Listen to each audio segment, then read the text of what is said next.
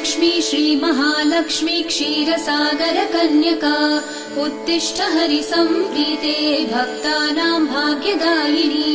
श्रीलक्ष्मी श्रीमहालक्ष्मी क्षीरसागरकन्यका उत्तिष्ठ हरिसम्प्रीते भक्तानां भाग्यदायिनी। उत्तिष्ठोत्तिष्ठ श्रीलक्ष्मी विष्णुवक्षस्थलालये उत्तिष्ठ करुणापूर्णे लोकानां शुभदायिनी। उत्तिष्ठोत्तिष्ठ श्रीलक्ष्मी विष्णुवक्षस्थलालये उत्तिष्ठ करुणापूर्णे लोकानां शुभदायिनी।